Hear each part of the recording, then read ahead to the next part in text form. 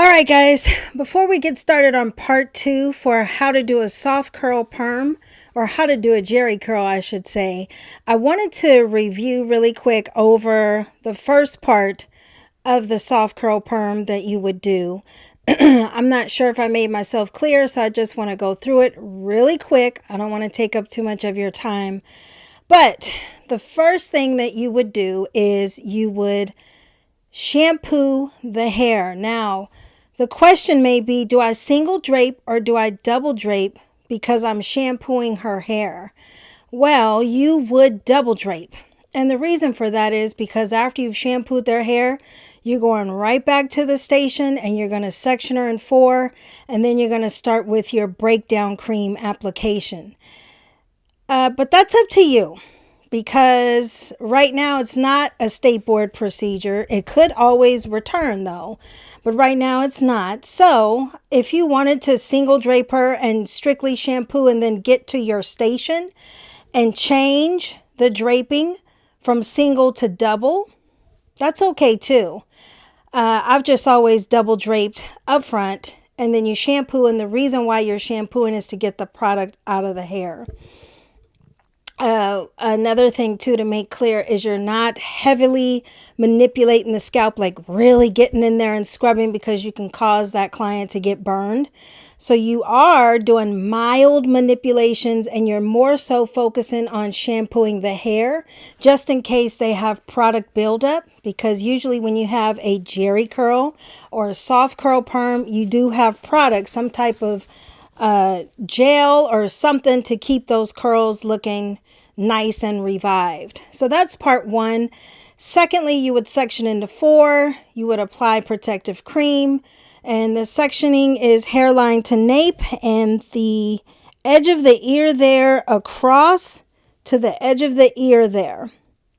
So that's your 4 sectioning. Protective cream around the entire hairline, and we'll get to that at a later date. Sorry, I'm really tired. I've been doing videos all day and it's ridiculous what I've been through. But anyway, protective cream and protective base are 2 different things. So when I actually demonstrate the virgin relaxer, you'll understand the difference between a protective cream and protective base. You've applied your protective cream. You're going to start in the back. The reason is because the hair is more curly and more resistant in the back. You can start your application from crown to nape, which is easier, but you can also do it from the nape going up to the crown. I have to let you know both options. You are applying from the scalp up to the porous ends, also known as zones 1 and 2. In case you don't remember what the zones are, zone 1 is that first ½ inch of hair that comes from the scalp, goes down ½ inch. Zone 2 starts at that ½ inch away from the scalp, all the way down to the last inch of hair, and that last inch of hair is your porous ends, which is zone 3. So you're going to apply to zones 1 and 2 first, all the way around the head. You can do a strand test, which I did before I applied it to zone 3. However, the wording in the original criteria states that frequent strand tests if it's necessary. What that means is if you did the strand test, remember you're just pulling on the hair strand. If perchance it waved up, that means it's not ready yet. So you would have to check it again. But in the meantime, you can apply it to the ends and you can go back before you comb through with the wide tooth comb and the finer tooth. I just did the wider side and then the finer side.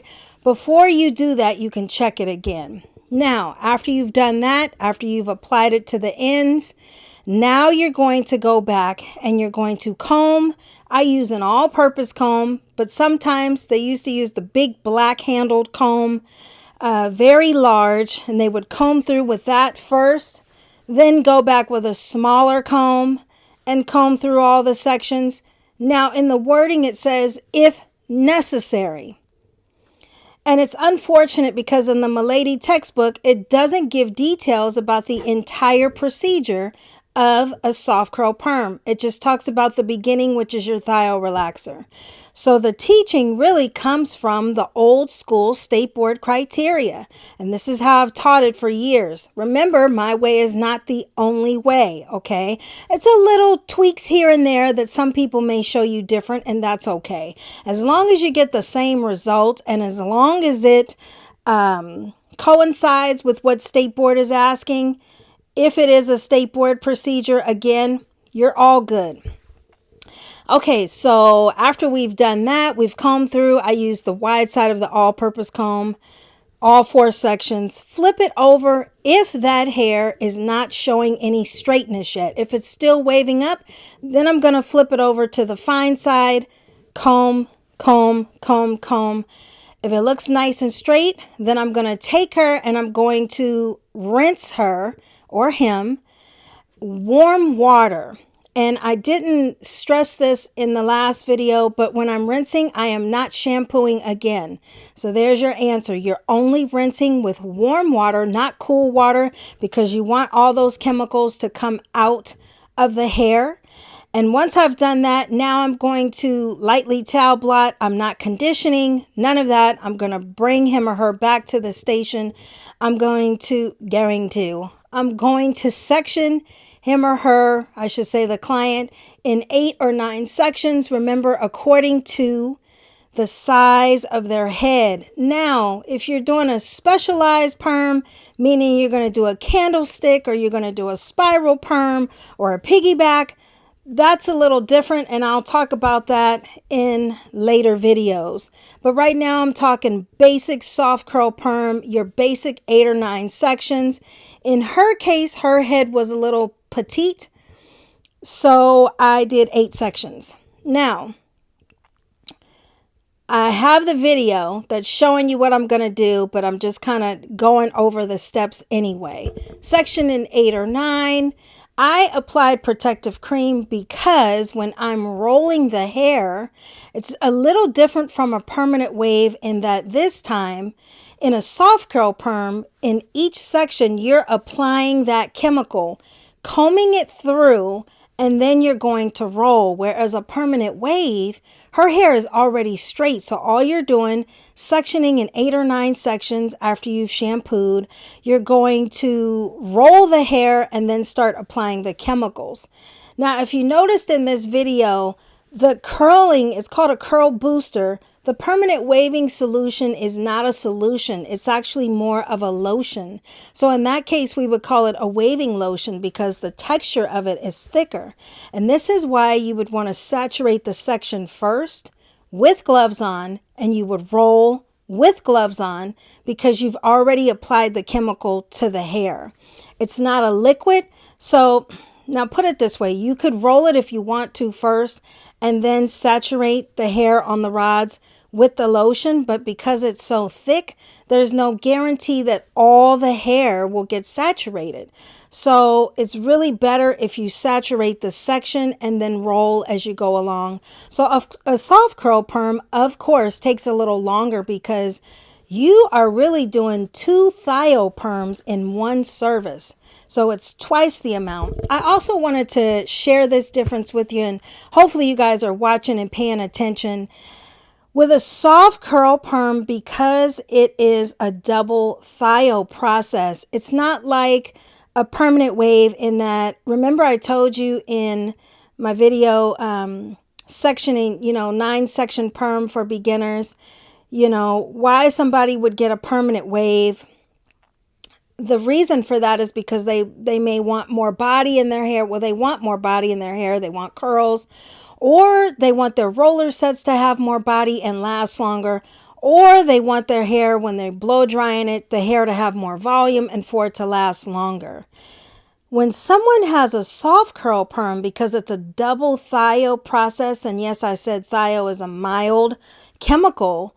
Yes, it is, but when you're doing twice the amount of thio, that's kind of harsh on the hair. And don't get me wrong, because when I say a thio perm is mild, it just means it's milder than the sodium hydroxide relaxer. Your sodium hydroxide relaxer is way stronger than most of the chemicals you'll work with in this industry. Now back to the ammonium thioglycolate. Because it's a double process, and this used to happen a lot when we were younger, when we had jerry curls. Some of my friends would blow dry their jerry curl because they wanted their hair to be straight. They didn't feel like wearing the activator. And so their hair would be super straight. But if they didn't fix that hair back into the curls within 2 days, their hair would start breaking off because it's too much weight on the hair and too much stress on the hair. Because you've done a double thio process, it's drying to the hair. So blow drying it and flat ironing it is really damaging, and it will cause severe breakage. So unfortunately, when you decide to get a soft curl perm, most of the time, I'm not saying not ever blow dry your hair. I'm saying you can't blow dry it consistently without seeing your hair breaking off. And I think that is all I have for you guys discerning the soft curl perm and a permanent wave. And hopefully you enjoyed the video. Hopefully you'll enjoy this video and understand what I'm saying about the perms. And thank you guys so much for watching my videos. God bless you. I appreciate you and your support.